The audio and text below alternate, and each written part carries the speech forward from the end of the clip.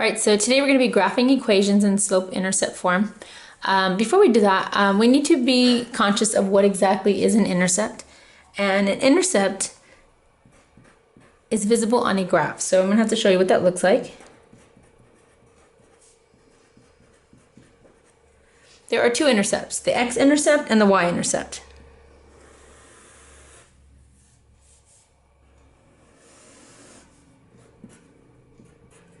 So you have your x and your y-axis, and if this, say, is point A, and we'll say this is point B, and there is a line crossing through here,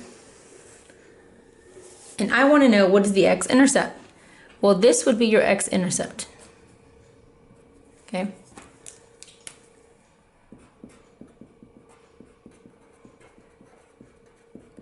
Visually, it's very obvious because it's the location where the line, the graph of a line crosses the x-axis. So if this coordinate was a comma 0, some number, comma 0, then that is a big indicator that this is an x-intercept. So when you have a y-coordinate of 0 and you see you have an x value, that will be your intercept, because the 0 identifies that it's already on the axis. And then say you want to know what your y-intercept is, that one would be your y-intercept. And again, visually, it's obvious because this is the y-axis and this is the intersection of the y-axis. Now, if that coordinate point was 0 and say some number b, then because of that 0, we already know that that point is on one of the axes, and because we do have a y value, that is the location where it crosses the y-axis. So this line has a y-intercept of b and an x-intercept at a. All right, so two ways. Visually, you look for where it crosses the axis. If you don't have a graph, but you see there's a 0 in the x-coordinate, then you have a y-intercept. Again, if you're given a coordinate without a graph, you see that there is a 0 in the y-coordinate, then you do have an x-intercept at a. All right, so now let me introduce slope-intercept form.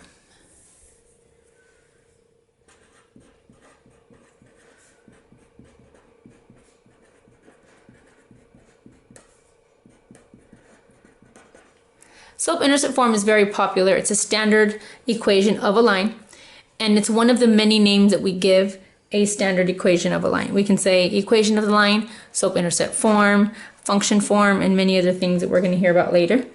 But the standard form is y equals mx plus b. And in this equation, you're going to always have variables, but the only variables you're going to see are y and x. This value, m, is going to be replaced with a number, and when you see this in an equation, that will also be a number. So I put boxes around the ones where we're usually going to see numbers, and the x and the y will always be visible as part of our equation. So this reminds you that this represents our slope, and this b, which strangely enough does not represent anything that starts with the letter b, it actually represents our y-intercept, the location where our graph crosses the y-axis. So it's going to be the point where the y-axis gets crossed, and m is going to be our slope. All right, so let's look at an example.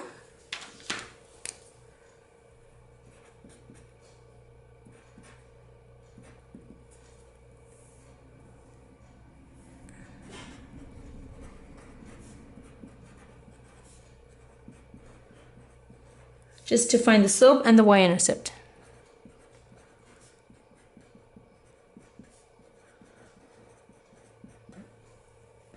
And I'm giving you an equation.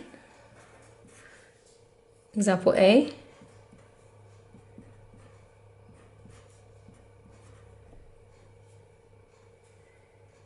And example B.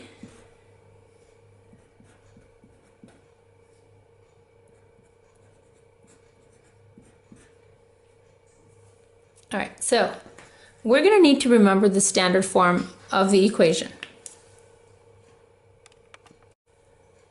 So we're going to compare this equation to this one up here. So if we look at this, we have y is in the right form, mx, we have an m here and an x, and then b and b. So first you want to identify, is this line in slope-intercept form? Now to tell, you make sure that you start with the y equals in the front. You end up with your x term next, which we do. And at the end, I did tell you this was going to be a number. So your number will be at the very end. And your number term is at the end. So this is already in slope-intercept form. So we can just identify this location in the equation represents our slope. And this is the number at the end, which represents our y-intercept b. Now notice here it says addition. So if I add the opposite, that is a negative. So we have m, which is our slope. We can write that first. We also notice that that's -4. And our b, which is our y-intercept, I'll abbreviate that, is -2. Okay, and that's all we had to do. Identify the slope and the y-intercept. And that's very important because those are two important pieces that we really need to be able to identify later. Now let's look at the next one. Does this look like it's in this form? Does it have a y by itself on the left side of the equal sign, a x term next, and then a number term at the end? Here's my equal sign. I don't have y all alone on the left, and I don't have a number at the very end. So this one looks like it's been all mixed up. Terms are in the wrong place in different locations. So we're going to have to rearrange this to match this slope-intercept form. Then we can identify m and b. So first thing we want to do is identify this as solved. It's been solved for y. Notice the y is all alone on the left side. So that's the goal. So I'm going to do that now. I am going to put what I like to call a shield around my y, because I don't want to mess with it. I want to leave it where it is. And that's my goal at the very end, for y to be all alone on the left side, which means that the -5 is in the wrong place. So the only way I can get rid of this subtraction of 5 is to add 5 to both sides. I could put it down here, but if I put +5 here, I'm not going to combine it with my x term because they're not like terms. So there's no need for me to put it underneath because I'm not going to put them together. So I'm just going to add it over here. And I did add 5 to both sides, so I'm keeping my equation balanced. That becomes 0, so it's gone. But now on this side, I'm left with 3/2x, which is what I wanted. What my x term next? And then 5 is my number at the very end, which is what I needed here. Okay. All right, so now this is in slope-intercept form. Y equals x term with a number at the end. So now looking at that, comparing it to my slope-intercept form, I can say that my slope must have been 3/2, and my y-intercept must have been 5. So we'll write that down. Slope equals 3/2, and your y-intercept equals 5.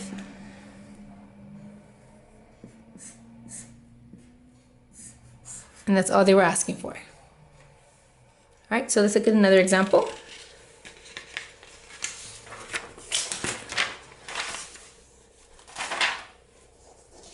So for example 2, we're going to graph the equation now. Not only do we need to identify the slope and the intercept, but we got to graph the equation. And for this, I like to tell a little story that makes it easier for students to know where to start and what to do next. So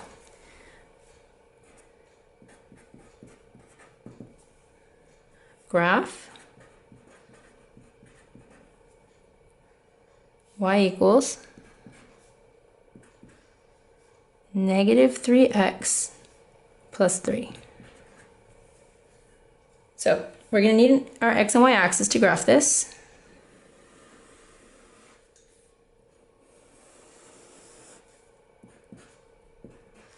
And for this, I like to tell the story about thinking about this as a map. You know, a lot of streets go vertical and horizontal, so think of this as two main boulevards or two main highways, Y boulevard and X boulevard. And we're going to do the same thing we did earlier. We're going to use these ideas here that this is your intercept, this is your slope, to put some points on the graph and connect them and get our line. So the first thing we need to identify is, what is my slope? Actually, let's identify our intercept first. So your y-intercept, because that's where we're going to start. We already know that that's going to be a point on the y-axis, so we can start there. And if I'm going to go ahead and I'll just put the letter on top. That represents my slope. That represents my intercept. I know it's kind of weird, but B stands for y-intercept. And M, which is my slope, is going to equal -3. So y-intercept is 3, my slope is -3. Now remember, slope represents your vertical divided by your horizontal. So since I don't have a denominator number, I can actually put a 1 under there. So that means if 3 is my y-intercept, on the y-axis I'm at 3. And then my slope says -3. Since it's -3, I'm going to be going down. And since it's +1, I'm going to the right. So now I know from here, I'm going to go down 3 and 1 to the right. And there you go. That's how you get both points. First one is your intercept. The second one you find by following your slope. And then you graph the line by putting it through those 2 points. Now, what was the story I was telling you about? I like to tell the students that this is your home. So pretend this is Y Boulevard. And you have an address. Everyone has an address at their street. So the address is going to be the number you have here.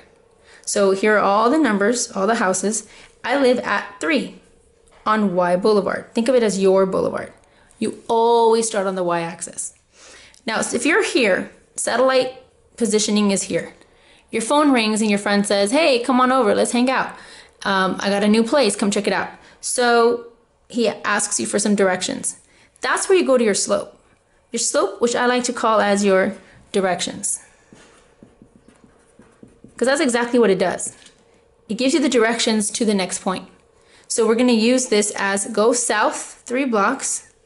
Then he says to go east 1 block. And once you're done following directions, you are exactly where you should be. So from your home to your friend's home, you draw your path. So a lot of times when I'm doing these, I like to say, where's our home? What are our directions? And that's what I'm referring to. When I say home, I'm talking about your y-intercept. And when I say, what are your directions? I'm referring to from the home, which way do we go to get to the other point? And in this case, it was down and to the right. So using the slope and the intercept, you can find the line. So the next example, example 3.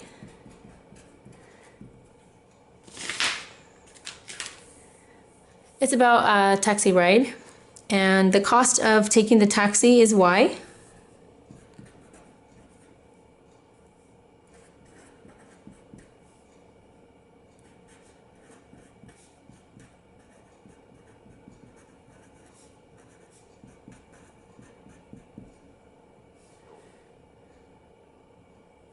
And X will be the miles.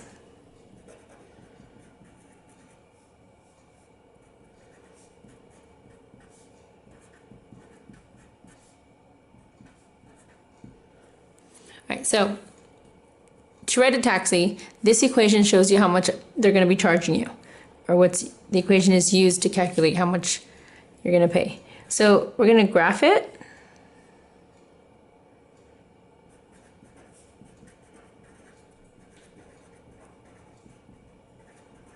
And then we also want to interpret what does the slope and the intercept represent.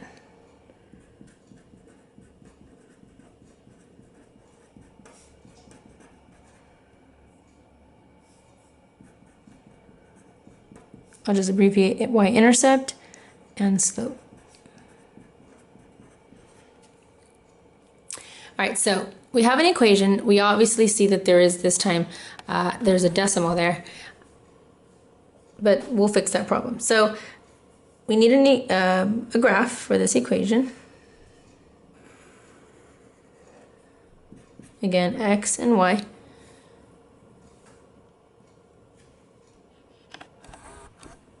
And so now we need our starting point.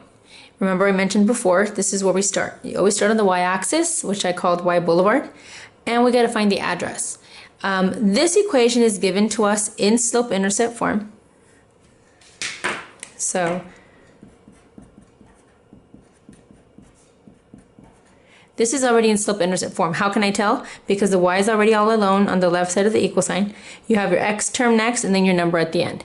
If you recall, the number at the end, that was our y-intercept, or I can call it b.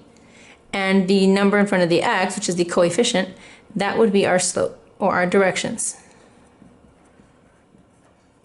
Okay, now if you're going to use this as directions, it's kind of hard because it's a decimal. So we are going to have to convert this decimal to a fraction. So we have a vertical and a horizontal rate of change. So let's start with our y-intercept being 2. That means on the y-axis, our home is address of 2. Okay. Now for the slope, I'm going to just do this over here. I want to recall that if it's 2.5, every number has a 1 under it. But if I double it, I get 5 over 2. So my slope is actually 5 over 2. Now 5 is positive, so the vertical means I'm going up, and 2 is positive, so for the horizontal I'm going to the right. So again, I'm at home at the y-intercept of 2, and now I'm trying to figure out where do I go to get my second point. Well, I'm going to use my directions. I'm going to go up 5 blocks, 1, 2, 3, 4, 5, and over 2, 1, 2. Okay, and now from there, I draw my line.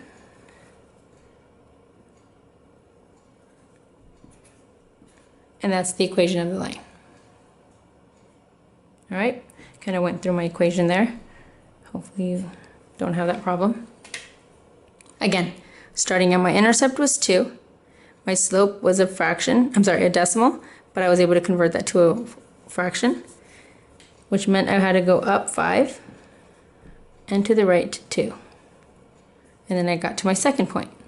You do not put a point unless you're done following both directions, and then you put your final point. All right, so what does the intercept mean and what is the slope?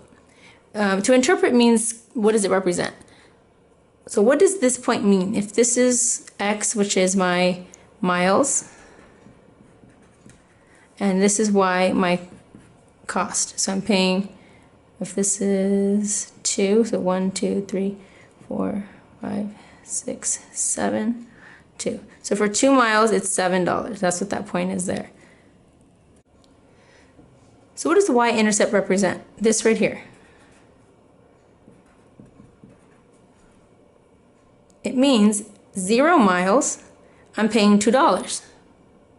So the y-intercept, if I'm not going anywhere and I still have to pay $2, that's going to be the initial cost.